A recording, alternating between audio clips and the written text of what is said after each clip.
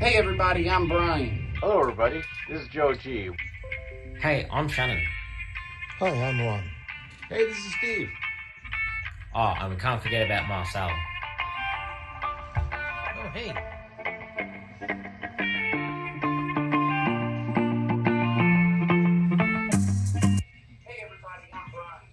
Okay, Simon. Good morning, everyone. Let's welcome. Today we have Brian, we have Shannon, we have Steve Arnold, me, myself, Simon Saucy, and our special guest today, Roy Smith, is joining us to help us do the chat and have an awesome show. So continuing on with the series that we've done over the past few weeks, we're talking about scenery, as that is the most detailed part of your layout and probably the most funnest part of your layout. So that's today's topic.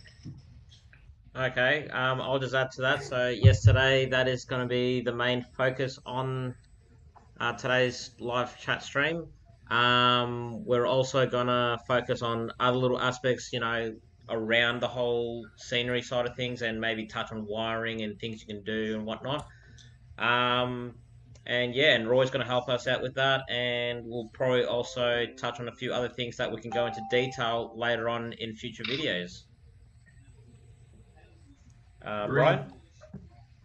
Yeah, I just want to say good morning to everybody, and want to welcome Roy Smith as our special guest. Want to let him know how much I appreciate him being here, how much we appreciate him being here, and how much we appreciate each and every one of you guys that are in chat this morning. Steve?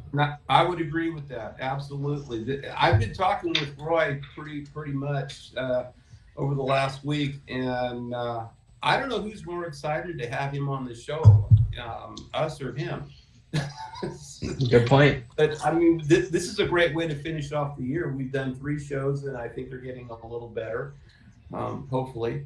But we wanted to finish off the year with a bang and kind of get the beginning series going. And I think we're going to take a break next week, for the holidays and get started, after the first of the year. But man, Roy, I'm excited to have you here. This is awesome. I mean, what a special treat for the community. You are a big part of it, and that means a lot to us. So I just want to personally thank you for doing this, and hopefully Colonel Murphy doesn't come today. I'm excited to be here. Thanks for inviting me. All right, so... Well, it's a fitting topic for him to be here because he is a master of what we're talking about, in my opinion.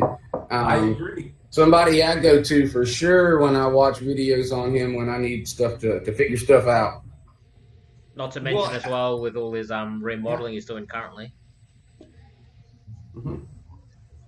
And that's going to help me a lot. I was telling Roy that because with what I'm going to be doing, the latest update he did with Granger and the roads is basically what I'm going to be doing with the ski area on mine. Because I do white foam and Roy does white foam, so I'm learning a ton from him. Okay, in saying that, I guess we should start off with where we finished off last week. So, last week we discussed how, different ways you can build your layout and, how to design it and to what you've decided to do. And we also touched on, what's your plan on building the layout, whether you're going to go a step by step in a certain order. Are you just going to spend, thousands of dollars in one hit and just go, bugger it, I'll build the lot in one hit? Are you going to build modules and, go from one module to the next module to the next module and so on? There's different ways, but we also discussed, different ways of building layouts, whether you're just going to have, a plywood top sheet for the bench work, foam top. What were the couple of the other ones you mentioned, Steve? Well, yeah, the open bench work and plywood. It kind of depends on what the structure of your layout is, how you're gonna do your terrain. I mean, if you got an open bench work and your right of way, you're not gonna want to use white foam, extruded foam. You're gonna have to do something along the lines of some sort of wire mesh and plaster deal with hydrocal or whatever. the woven cardboard. But if you've got plywood base, then you're kind of open to what you can do. But that also lends itself to its own problems of being able to access your railroad. So you've got to be able to get to your track work, and that's got to come too. I mean, we kind of going from planning your layout to And that's a great point, Steve, because that's one of the things I wanted to ask Roy about was what he recommends to use as a product if you are going to do a lift-off area. I'd love to know what he thinks, what his recommendations are on that. Well, I've got my suggestions, but I want to hear Roy's. With respect to a lift up, Brian, you know that I have built a lift up bridge across the entrance to my room. And I built the framework to support it using 1x3s. And on top of that, I put some pink styrofoam, or pink foam, excuse me, because it's fairly thick. And so it's quite strong, but at the same time, it's lightweight and sturdy for lifting up and dropping back down. The bridge is always in an up position, except when I'm running trains, so that I can easily go in and out of the room. But I certainly agree that a lot depends upon what you use for sub-road bed. And in my case, I use 1/2 inch plywood for sub-road bed, which is strong, but it does have the disadvantage of if you want to build something below track level, you have to do a cutout. So there are other methods which are preferable for a lot of below track level scenery. Every method has its advantages and its disadvantages. Yeah. Yep. Yeah. All right. Anyone else want to add to that, or? Well, I was just going to add to mine because I think everybody knows now I had a unique situation where I can't get under my layout on half of it because there's no bench where you can sit on a desk. And I had to come up with a solution to access the back of the track work. And I got a suggestion on one of my videos, and I'd have to find out who it was that told me. I think Rick Case directed me to the idea, but it was a lift out where you use 1/4 inch plywood and then put the mountain base on top of that. So that's what I've done is it's done that layers of the white foam on top of a 1/4 inch piece of plywood and working on that, and they're in 4 sections and they come out. They're all pretty light except for one. So and that's still manageable except it's in the back of the layout. So that's kind of a pain in the neck. But that's how I access mine. The rest of it I can get to. The funny thing is the hardest part to access was in the back of my desk, and I think I've solved that problem. Now I'm into the scenery. But you've got your own situation going on too, Brian, how you're going to access yours with your Helix. So I mean, how are you going to, what's your plans on getting that? Just curious. Well, that's one of the things another thing I was going to ask Roy about, because Roy, I've got kind of an unusual situation behind me with my Helix. I've got 3 turnouts at the very bottom of it, but I want to, for scenery purposes, I want to make it look like the Helix kind of dissolves into the side of a mountain. So my scenery is going to have to kind of cover multiple levels and come off so I can access the turnouts if there's a derailment. I'm able to get under it and do the wiring I need to automate them when I want to, but I'm gonna need to frequently access it if there is a derailment, because there's 3 turnouts in very close proximity back there. So what I'm gonna do is have a kind of an angle area like this that's gonna go up the Helix and have a mountainous area, but it's going to have to come off. And so it's going to need to be light, but it's also going to need to be sturdy. Well, access is the key word, right, Brian? I mean, you want to have access to all of your track, but most Right. especially your turnouts. Because if you have a problem on a layout, it's most likely to occur where you have not very good access. In fact, I think you can see right here what I did. I have this helix here. At one time, this was fully enclosed. And so I couldn't really access the track very easily, except from underneath the layout. What I did was, and I covered this in one of my videos, I actually cut windows, if you will, in the helix, in the masonite. So that allows me to access the trains in case of derailments or unloaded uncouplings. But it does one other thing.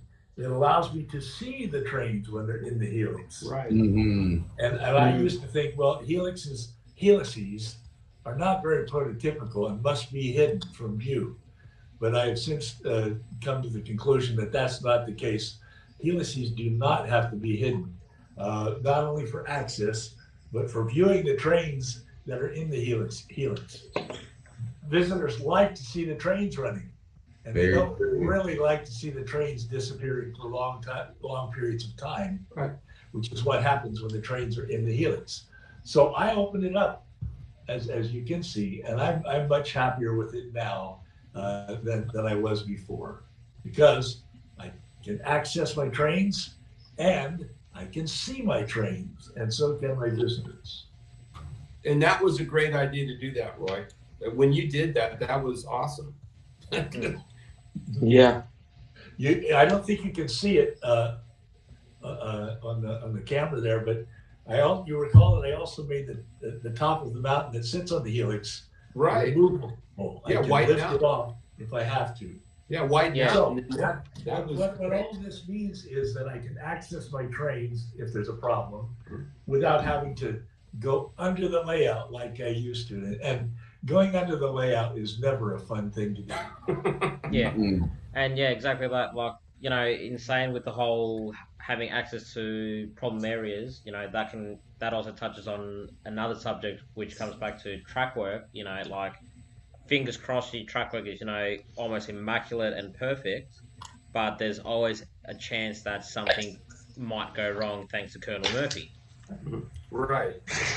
And that's why I've always, I go back model railroading for years. I mean, I've done it, the last 3 years, but I go back, to my childhood in model railroading with my dad.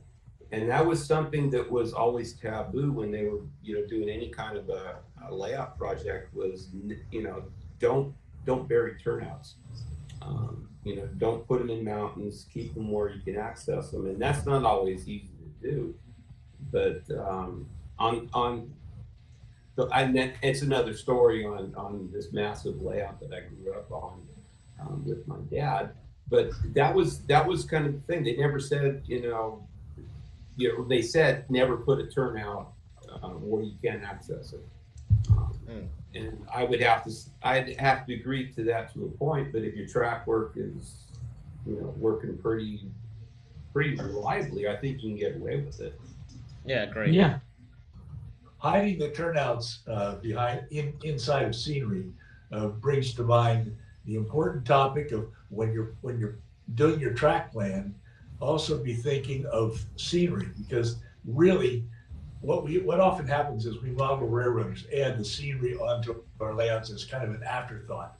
And so sometimes the track work and the scenery don't look very well together because we haven't thought about the scenery as part of the track plan. So as we're doing our track plan, we need to be thinking of how we're going to do the scenery as well. And hopefully, and I agree with you completely, Steve, that one of the most important rules of model railroading says to me, don't hide your turnouts under any kind of. Hey, if you can avoid it, yeah. Yeah. Is there anything you want us to add, Simon, at all? You seem pretty quiet. No, I think that's a good point. Yeah, if you hide your turnouts, it's always where it's going to fail. On my layout, I strategically put my turnouts like half an inch outside of the tunnel, It would have looked better if they were inside the tunnel, but if they were inside the tunnel, they would have failed always. And having access to your track is very important because when it derails and it's inside a tunnel, you have to cut a hole into your tunnel because you forgot to put the hole in the first place. Then you have a problem. Well, and that brings a point to mind too. And, it also goes back to what we talked about, the quality of your track and the product that you use to lift your track. If you put a turnout in front of the tunnel, which I've done, and that's fine if your track works inside the tunnel. Yeah. But when it derails before, and then you drag it inside your mountain, then you're dealing with derailment, and there's not a turnout under the mountain. So that goes back to you having your track working fairly well. Yeah, I learned inside your mountains. Yeah, I learned my lesson last time, not putting a hole to access my mountain. So this time, the whole half of the both sides of the tunnel are open with just small pillars to hold it up, because getting access is important, and I just want to see it.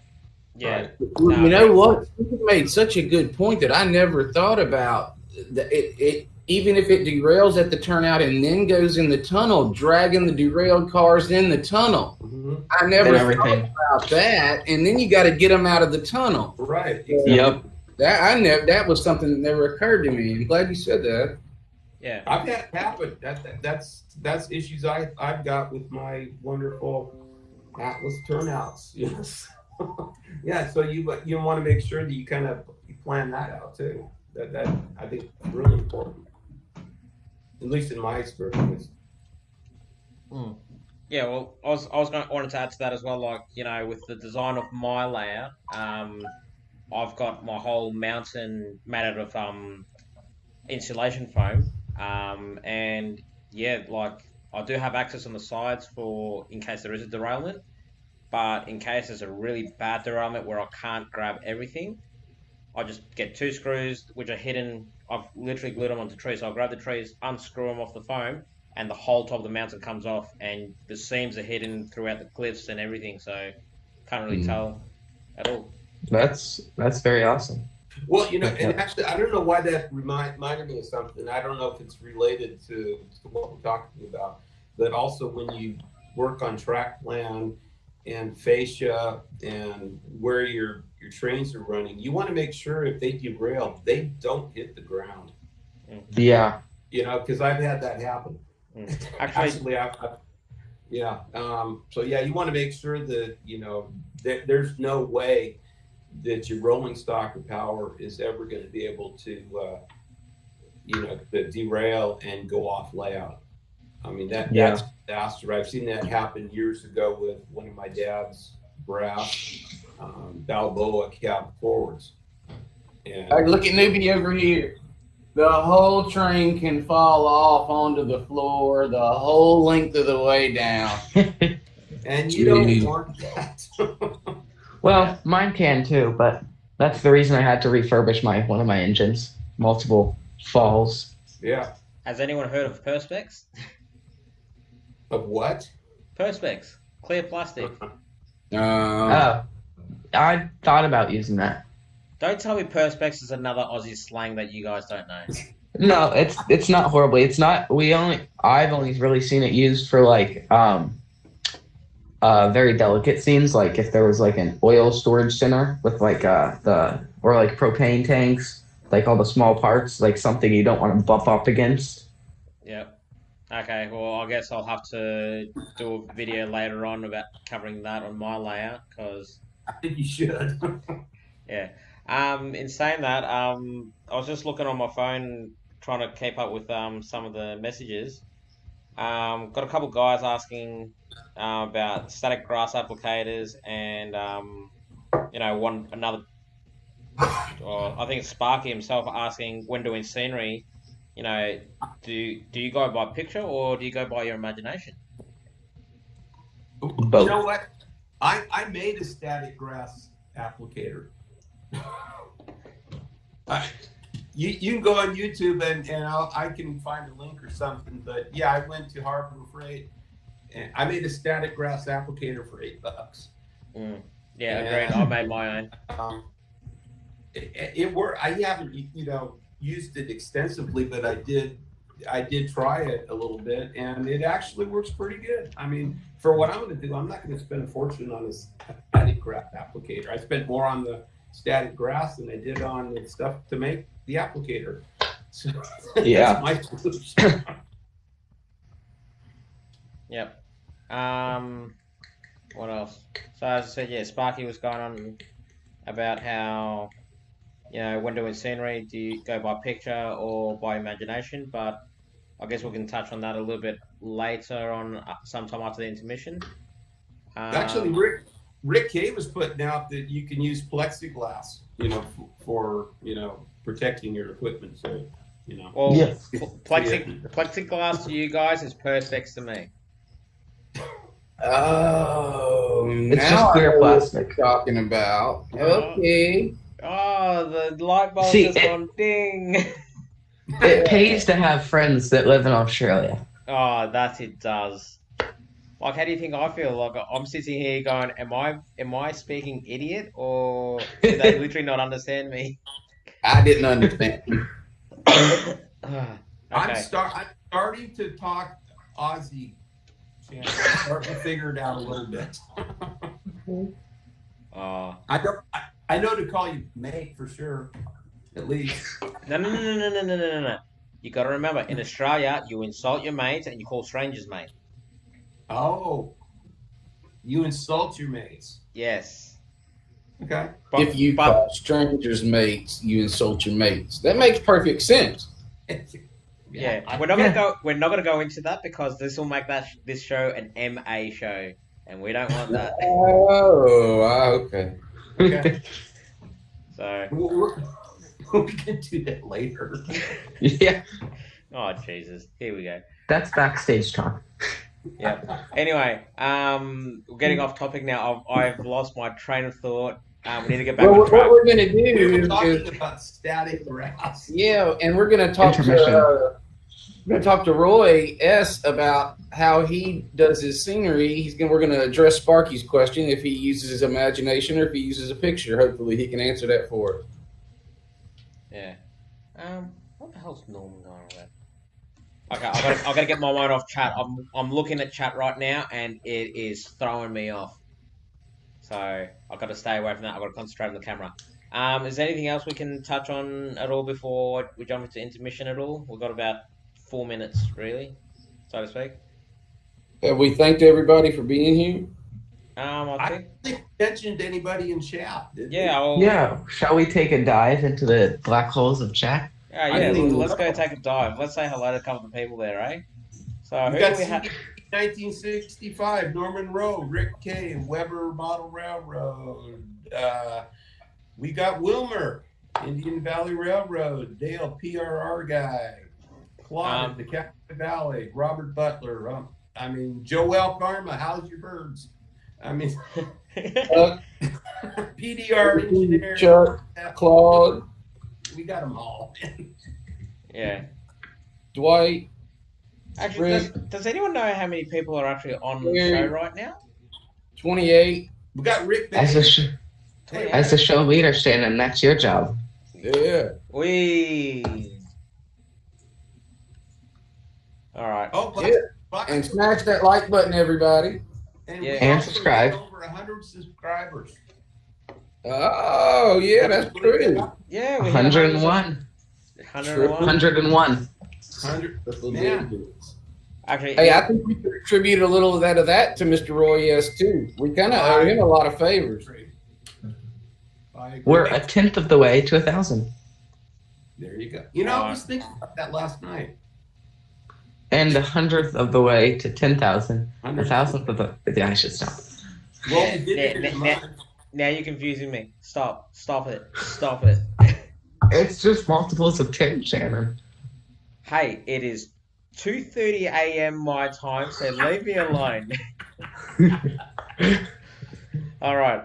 Okay. Well, I guess what we can do is we'll take a little bit of a break for the minute. Now, Roy, sends us a video for us to play during the intermission, so I'll chuck that on now. And yeah, I guess we'll all get our coffee refills, we'll get our biscuits, whatever we're drinking. And yeah, we'll continue this on in about 2 to 3 minutes. All right. Sounds good. Okay.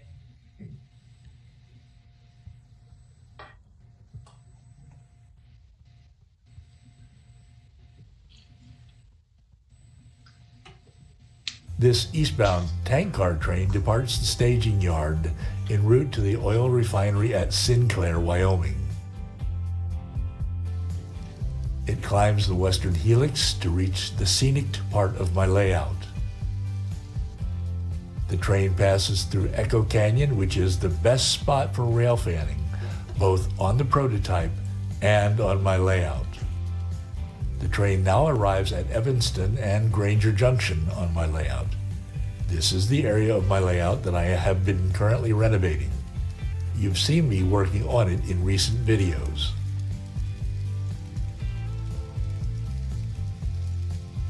The train is now crossing Green River and in a moment will arrive at the western end of the classification yard in the town of Green River.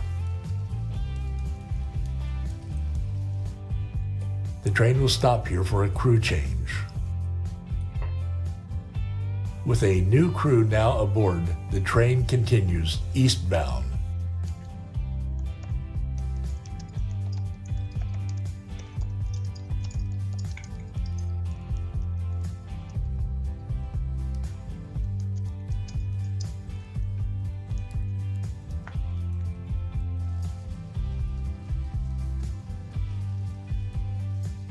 The train is now passing White Mountain, which sits atop the eastern helix.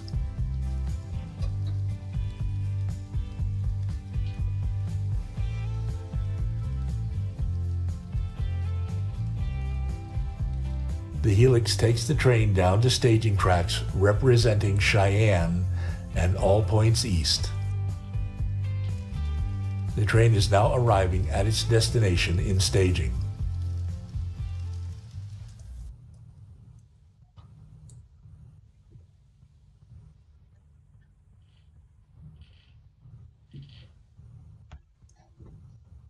Okay, and we're back. Okay, I've just lost mine. Is everyone there? Hello? Here we are. Okay, I thought something happened. I was freaking out. I had a mini heart attack. Oh, okay. Why you couldn't hear us? All right, Shannon, we were going to ask Roy asked about his scenery if he uses his imagination or pictures. It's a good question, Brian, and I can tell you right up front that I do both. However, I'm a big believer in looking at pictures, and I'll tell you why.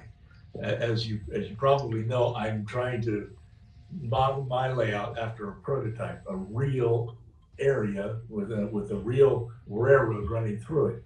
And so what that means for me, if I want to try to recreate that area, it's helpful to look at pictures of that area. And I've done quite a bit of that. In fact, much of my photo backdrop is from the area I'm modeling. However, on any model railroad, you have to make a series of compromises through compression or whatever, or the dictates of your particular layout. And so I've done a lot of creating scenery that doesn't exist on the prototype, and it obviously is not based upon any particular photograph.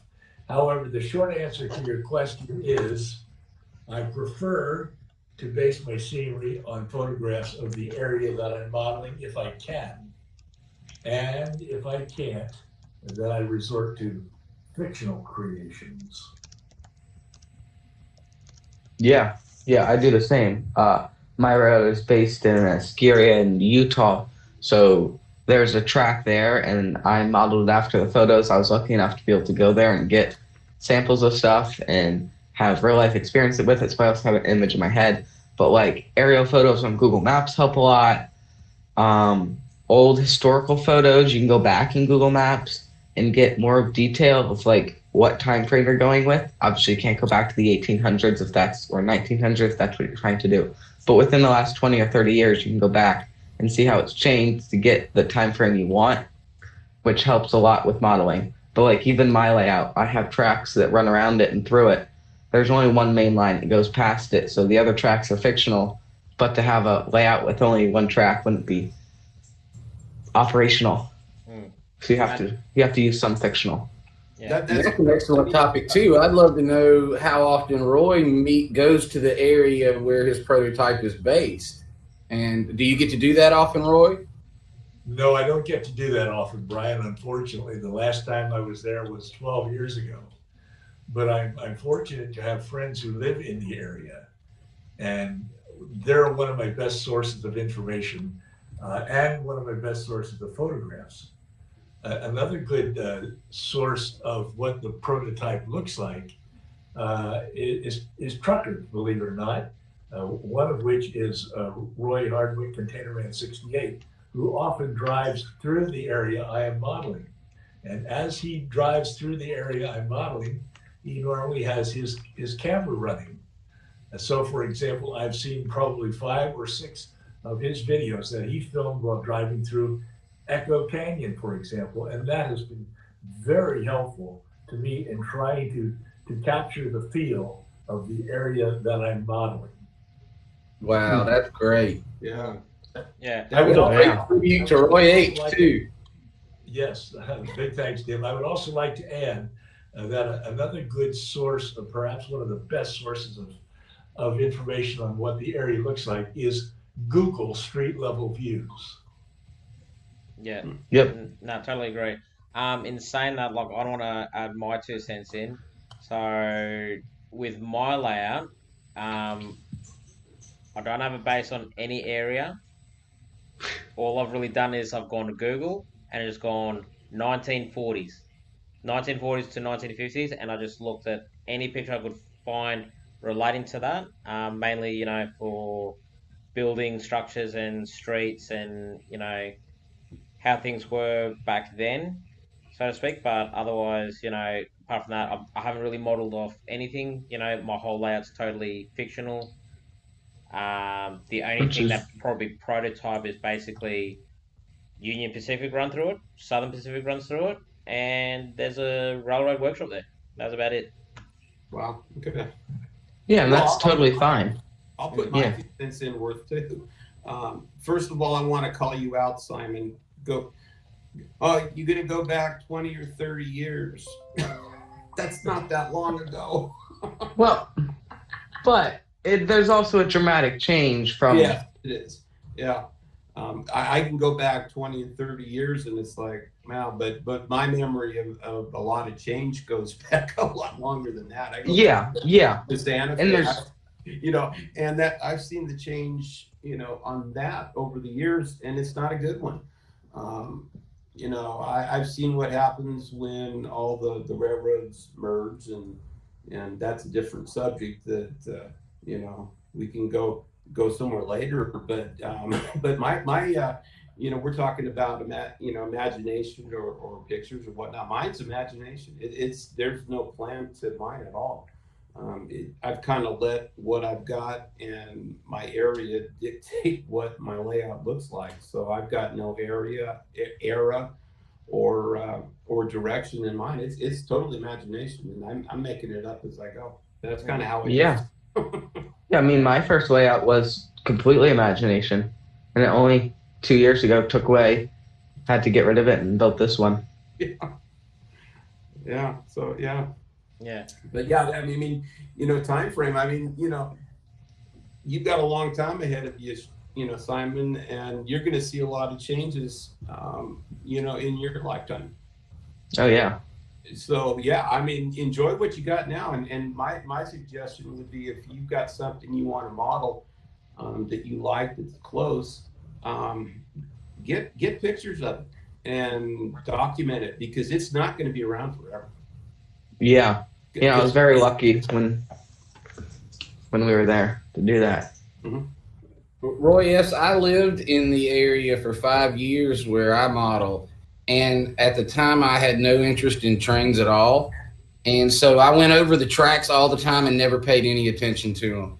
And now I live 1,500 miles away, and I study it in depth.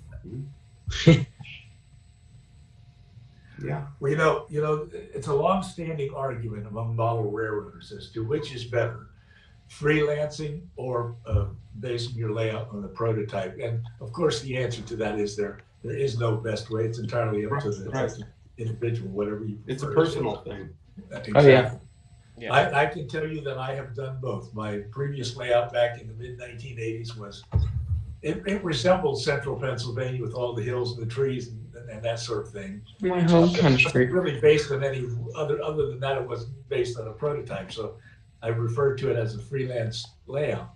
My current layout is based on southwestern Wyoming, northeastern Utah, and the Union Pacific that runs through that area. What I have found is I have very much enjoyed basing my layout on a real prototype because it has allowed me to study the region, the terrain, the economy, the geography, the history. It has allowed me to try to capture the feel of something that really exists. And I have enjoyed trying to capture that feel. Yeah. And you have. And you've done a great job. Oh, yeah. Definitely. Absolutely. Yeah, exactly. I can't watch too many of your videos because I become ashamed. Oh, don't be like that. I'm playing. I'm picking. I watch a lot of them. Yeah, yeah, yeah, exactly. He doesn't work anymore. His full-time job is watching YouTube videos now. Yeah. I guess the other thing we can touch on as well, in regards to scenery is like, so far we've covered, depending on how you've built your layout, depends on, whether you're going to use foam, plasterboard, chicken wire, cardboard, newspaper, whatever.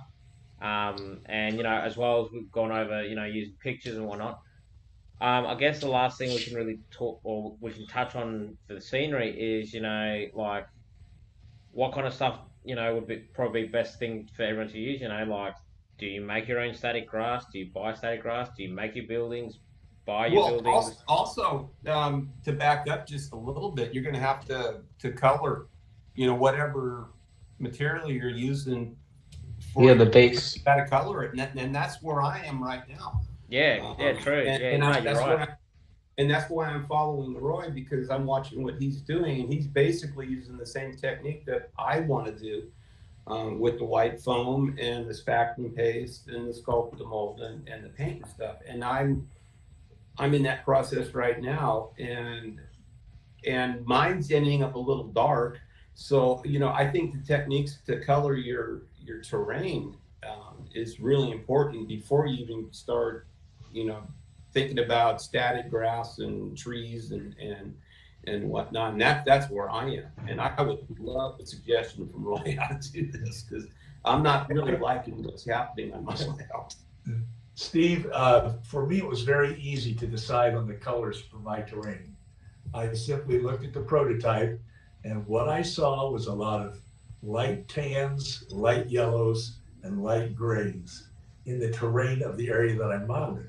So that's what I tried to recreate on my layout, to use the same colors as exist in the prototype. Now, I have a question, Roy. Have you done straight coloring on the styrofoam, or do you always put the sculpted mold and or spackling paste over the top of it before you put your colors on, or have you had any success in just coloring the foam? You can do that, Steve. You can paint right on the white styrofoam. In my case, I prefer to cover the white styrofoam with either sculpted mold or spackling paste. Yeah. So I'm treating my white foam as a scenery base, Okay. rather than the scenery itself.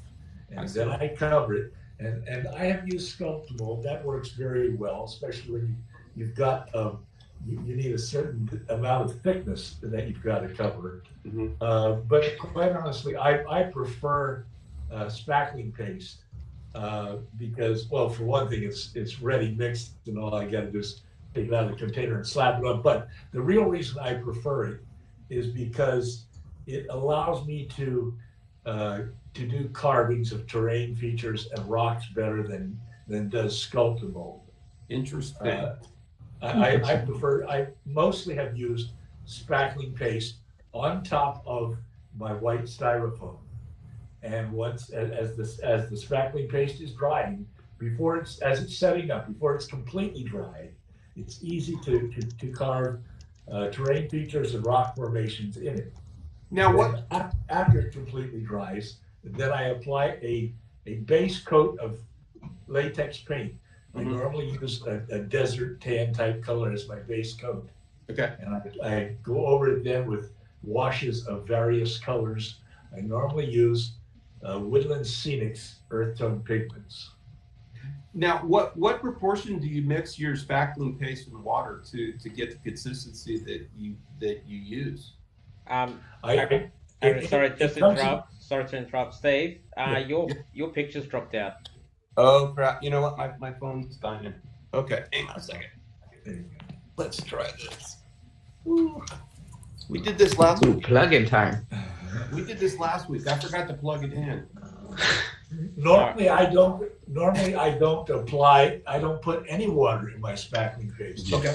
Containers ready mixed and ready to go. So I just apply it directly to the white styrofoam. However, there's one exception to that. And the one exception was when I was making Echo Creek. I did put water in the spackling paste so that it would flow, it would be very smooth. And in that particular case, but only in that case, did I mix water in the spackling paste. Okay. Otherwise, I just apply it directly. That's a great tip. I appreciate that. I'm going to be buying some. Roy, do you recommend a specific spackling paste from a home improvement store type place? No, I think that any spackling, they're all pretty much equal. However, I would say this, that there are some that are identified as being lightweight, dry mixes. They're not totally dry, but they're not sufficiently liquid to work with. So rather than go with those lightweight spackling pastes, I would go with the regular liquid spackling paste. It just for me, it works much better. Now, how long do you let them dry, Roy, before you start painting on your colors? Or carving on it. Or carving on it, yeah. I missed the first part of your question, Steve. Well, how long after you apply your spackling paste, what time frame do you wait before you either start carving and or painting it and coloring it? You want it completely hard? Or that's a great, yes. I wait until it completely dries before I start painting spackling paint. However, let me just mention that that's one of the advantages of spackling paste over sculptable. As you may know, sculptable takes forever to dry, whereas spackling paste is certainly dry overnight, if not sooner. Depends on the thickness, of course, like anything else. But spackling paste dries a lot more quickly than sculptable. Especially when you have 7 inches of it. Yeah, 50 pounds in 2 foot square space. Jesus. Now, Roy, though, how long do you wait before you start carving your scenery in the spackling paste? Do you do it immediately, or do you wait for it to dry too? No, not immediately. I wait for it to begin to set up, which can be maybe 30 minutes, an hour, or something like that.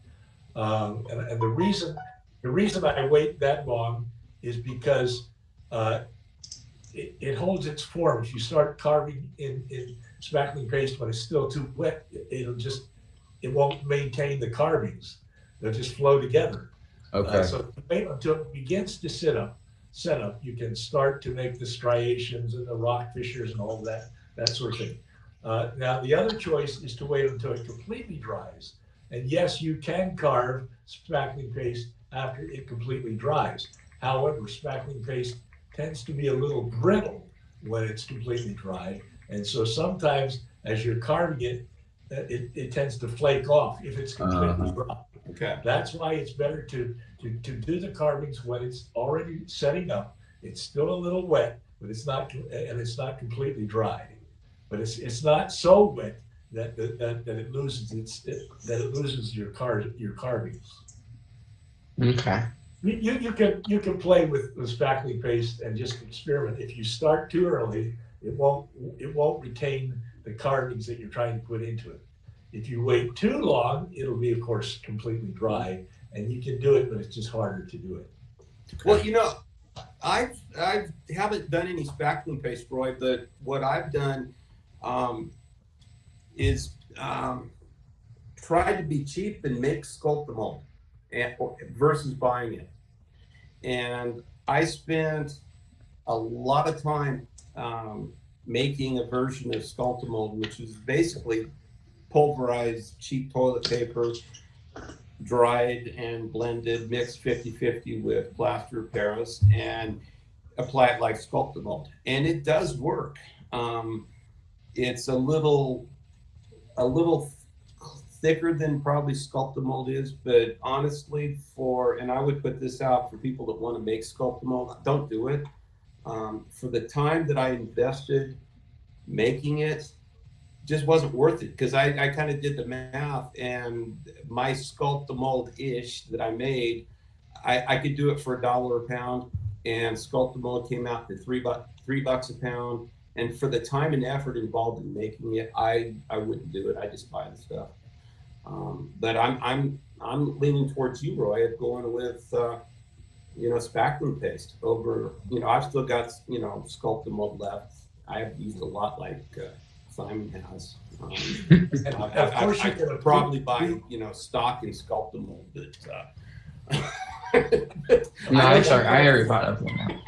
I'm going to go with the spackling paste and see how that goes. And well, one other thing, Roy, how about weight? Does spackling paste add a lot of weight, or does after it dry, does that weight issue kind of change? Because I'm trying to keep stuff light, and I think a lot of people will too. You start putting plaster, things tend to get a little heavy. And what's your suggestion on the weight issue if somebody's got like a modular deal that they want to be able to move easily? Which was another question I had for Roy with my situation. Would a thin piece of hardboard, a thin piece of white foam, and then the spackling paste, would that stay pretty light? It would. In fact, the reason for using white styrofoam, in my opinion, is it's lightweight. It's also cheap and easy to work with. But the spackling paste adds almost no weight to the layout. Cool. Simply because Very good. terrain feature made out of the white styrofoam. What you do then is you apply a thin coat of spackling. There you go. On that. You can even apply it with a paintbrush if you want to. So it's really just nothing more than a very thin coat of spackling paste on top of the white styrofoam. Okay. All right. Just letting you guys know, we're actually starting to run short on time. We've got like another 10 minutes left of the show.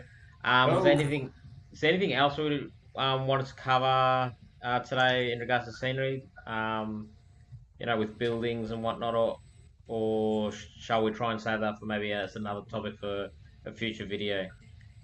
I think Structures might be another episode, I would think, huh? Yeah. Probably have 10 episodes on structures. Sure, and trees for your scenery and all. Oh, I got to make millions. Roy, yes. What's your recommendation on that? No, I have to make trillions. I don't think my recommendation on that is to place your layout in either a desert or semi. But what if you strategically placed it in the very snowy and hilly and tree part of the country?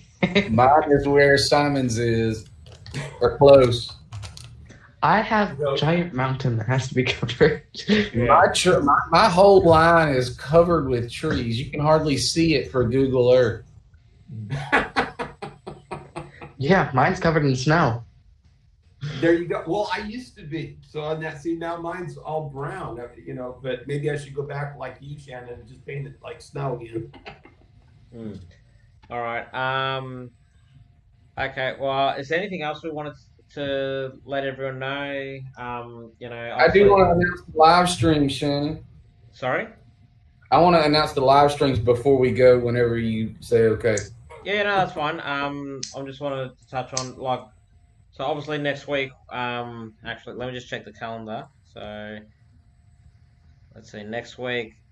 So we won't be able to do a show next week. Let's see, the 4th. So probably. So I guess if we wanted to, we could do a show on the 4th, or we could do a show on the 11th, which is the second week of January. So did any of you guys have anything you want to say like that, or even the guys in chat, I'm open. I'd leave chat, decide, if they want to take a week or two off or whatever. Yeah. All right, well, chat, you've got 10 minutes to let us know. So decide now whether you want the next show to be on the 4th or the 11th. Because either of those days work for me. Do I get to vote? No. Are you in chat? Yeah, if you want to vote, Brian, you gotta jump in chat. I go into chat to vote. Okay. Do that. Yeah. What else? Is there anything else we wanted to announce for next year? Steve, was there anything you wanted to say, or anything? Well, yeah, I'd like to, personally kick this, this show off really good next year, whenever it starts. With whatever topic and but it's about the community. I wanted to finish off this year with a bang. We're just getting started. This is show number 4, and hopefully it's better than the first one. But having you on here, Roy, to end up basically the last show of the decade. I mean, we're finishing up 2019, and I can't think of a better way to finish it up than having Roy Smith on the show. That's Thank my you so much. Thank you. It's been a pleasure to be here. It's amazing how fast this hour has gone. Yeah. Okay. So, is there anything else we wanted to mention at all? Like, I know obviously behind the scenes we have a few plans in store for the community. I'm just trying to keep myself reserved. I don't want to spoil anything. Don't you dare, Shannon. And looking through chat, I'm seeing that a lot of the 4th. Yeah. So far, yeah. Norman says the 4th. Sparky says the 4th. Robert Butler 4th. I mean, it sounds like Dale PRR guy Bass 4th. Yeah, look, it sounds like 4th is kind of getting a thumbs up for getting started. Yeah. And who knows? Maybe next year we'll do something special, like a giveaway. Maybe we'll see. Yeah. No, like we did say that we were going to do something like that. But there was a couple of other ideas that I know we've been throwing around. It's on the tip of my tongue, but unfortunately, I am. Don't you dare, Shannon. I'm constrained. Well, we can't give it away. I mean, don't give it away. I know. We've got ideas. We've got plans for a giveaway. Actually, I think they're going to be really cool, and it's going to involve the community. If we can pull it off, basically, the community's involved. So, hold your tongue. Actually, it's not really a giveaway. It's kind of yeah. I'll just leave it at that. Yeah, Simon's pulling the whip out. We need to have people come back. If we tell them everything on this show, they won't come back. I'm not giving it away. No, they just need to. You guys just need to know that we got things planned. Yeah. Actually, maybe we can get Roy back on the show next year, and maybe he can help us announce what's going on. Maybe if that's okay with you, Roy. Yeah. It would be a pleasure. We would love to have you, Roy, as much as you want to be here. Yeah. Yeah. Definitely. If you want to be here every week, we'll have you every week. We don't mind. It's yep. Yeah, Brian, is there anything you want to say, Brian? Oh, I just want to thank Roy so much for being here with us today, and more importantly for all the help that he's been throughout the course of our growing up a little bit. He's been supportive on his channel. He's been supportive in the chat. He's been supportive coming on today. And, I really learned a lot from you today, Roy. It was a pleasure to get to spend 60 or 70 minutes with you today. I want to thank you for your time. I really do appreciate it. Yeah. Yeah. I agree. Agreed. I've been thinking about my scenery issue for a month and a half. He solved it in 45 minutes. All right. He's a genius. Okay. I guess before I close the show off, Brian, you wanted to do announcements? I do. I want to thank everybody for being here today and for contributing in chat. There are the weekly live streams. We got Tiegatten Valley at 7 o'clock on Monday night. All times are Eastern. Tom's Trains and Things at 8. You got On Track Tuesday.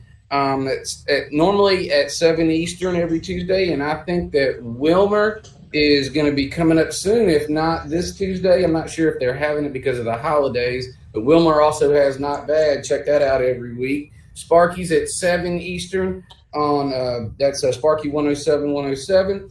Hot Rod Rodney is live and working and cooking with steam. I actually saw a little bit of his live recording today. His internet issues are solved. That's at 7 o'clock on Thursday. You got Vinny B and SF6951 at 8 on Friday, and then us at 10 a.m. on Saturday morning. We'll do that on the 4th, I think. Yep. No, agreed. That's what everyone else voted for. I had something on my mind and now I've forgotten. It's only 3 a.m., Shannon. Really? Yeah. Yeah, don't remind me. I mean, I've got this big, hang on, just for the viewers out there. Where's your hat again? I want your sombrero. No, I am not wearing that thing again. Not today. Not today. How much money? No. We're not going to get money in this because next minute, the bloody chat's going to get in on this, and then all of a sudden we're going to have an auction. We'll do it for Scheming. Oh, Y'all, one more thing before we go. I want to thank all the guys who do those live streams for mentioning ours. They've really been doing a fantastic job of that for us, and I really appreciate them doing that too. We all do. Yeah, we do too. Yeah. Oh, excuse me. Coughing up a lung here.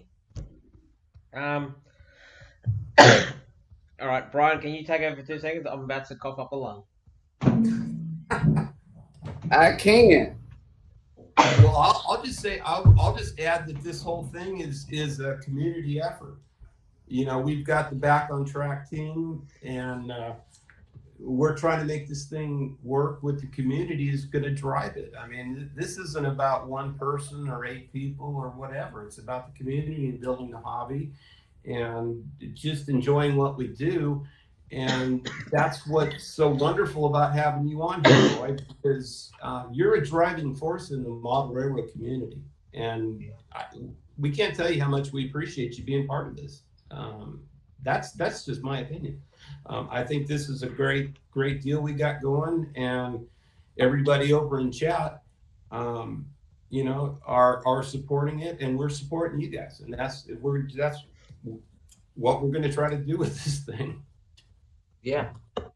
I remember watching Roy's videos when I had 9 subs in a loop, and so the fact that I get to sit here and talk to him today is just awesome. Yeah. Thanks again, Roy. Well, yeah, and I want to say one other thing. I've talked to Roy a little bit in the last few days privately, and I want to say, Roy, you are a very charming man. I really enjoy talking to you, and I think we can count you as a friend, and we'll do the same. And we hope we can all stay in contact with you, and we really appreciate you. You're down in Panama, but you're part of this family, and we really appreciate it. And I want to thank you. Thank you, Steve. That's very nice of you to say that. It's always fun to hang out with my model railroad friends. No, definitely. you know, like this community that we're building up here. You know, we're trying to connect everyone around the world. So far I'm all alone as far as I know. You know, I'm the only one on my side of the world, but hopefully, you know, come future videos, we'll get more and more people from around the world, and yeah, and hopefully it'll be back to how it was back in the old days. Yeah, okay, so chat, for you, that's a challenge to go find people in Australia and tell them to watch. Oh, I've, Yeah, I've, I've by tried. the way- I've tried. You know how hard it is to tell someone, oh, wait up till 2 a.m. and watch this show. I want to be on it. But you know, chat has, when they hear a challenge, they go all in. That's true. Yeah. All right. All right. Let's see what chat can do in the next 2 weeks, eh? Let's see if they can spread the word worldwide. You know, if we can get one Australian person who can prove they're from Australia, we might have a gift for you. I'll provide the gift. Ah, Ooh. Okay. What? You're trying to rope me into some other gimmick, aren't you? No. Come on. All right, I'll go get my dunce hat. I'll get me dunce hat, and then we'll see what happens. All right? Maybe the person who can invite that other person, maybe they'll get a gift too. Oh, We'll figure Jesus something out. Christ. Now, Oh, chat, this is what we do. Chat, this is what we do. We enjoy this. This is the fun part of having multiple people on this channel because we can banter back and forth and have a fun time. oh. All right. Well, if that's everything that we need to say for today, I guess the last thing we can all say is Merry Christmas, everyone. You know, Christmas is only a few days away. Also, Happy New Year, because obviously we're not going to be around to say Happy New Year to you guys. Be safe during the holidays.